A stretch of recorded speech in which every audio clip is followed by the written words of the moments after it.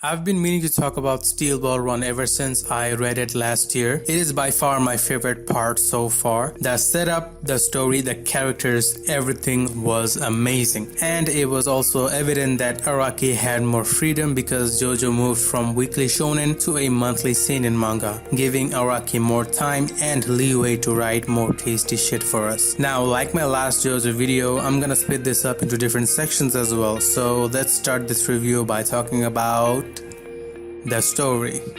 The story is set up in the late 1800s. Steel Ball Run takes place in the United States of America, and all of the events occur during a cross-nation/continent horseback race which stems from San Diego to New York. This premise alone had given Steel Ball Run so much potential where it could only go up, and to add to that, our 7 JoJo is a handicap, which made it even more intriguing because it made me think that Steel Ball Run's fights would be 10 times more intense just because Johnny is already at such a disadvantage. And the antagonist is the President of the United States of America.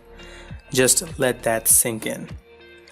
Those aspects of the story were enough to make me race across Ventureo and Stone Ocean just because I wanted to read Steel Ball Run so much. Araki is consistent in writing fabulous stories for every JoJo part, which keeps the intensity high, but to add to that, the actual Steel Ball Run race made sure that the transitional chapters from one antagonist to another were not slow or boring by any means. And this is also only the second time our JoJo started from scratch, so that development was amazing to witness. And Araki seems to be high on this treasure hunt setup in the new universe, because in Steel Ball Run everyone is after the corpse parts, and in JoJolion everyone is after the Rokakaka.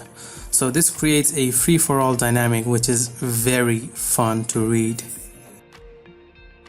Steel Ball Run has some of the best characters in JoJo, but you can pretty much say that for all parts, to be honest. But the fact that my favorite JoJo, joined with Joseph of course, is Johnny, my favorite Jobro, again joined with Bruno Bucciolati, is Gyro, and my favorite villain, joined with no one, is Funny Valentine. And you also had Diego Brando, the new universe counterpart of Dio, and one of the most underappreciated JoJo girls, Lucy Steele. They are by far the 5 most important characters in Steel Ball Run. Johnny, who as I already mentioned is a handicap, didn't have any fighting abilities known to the JoJo-verse. So similar to part 1, a Zeppeli comes into his life with a very mystical power and teaches him the way of the spin. And Johnny also manifests the stand Tusk along the way. This journey of him from being pretty much nothing to a very powerful character is amazing. But he is also considered as the true villain of Steel Ball Run because, to be honest, none of the antagonists were actually evil. When you read this, you'll know that Valentine had pretty strong and somewhat good motives with an amazing backstory.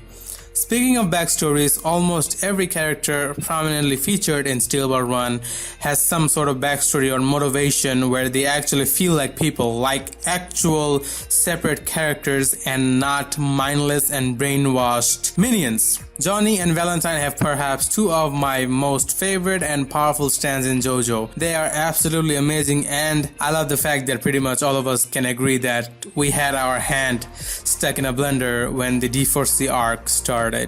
I tried to keep this spoiler free. I may have slipped out some minor ones, but I'm certain that I haven't revealed anything major. But I really hope Steel Ball Run can get an anime before, let's say, 2030.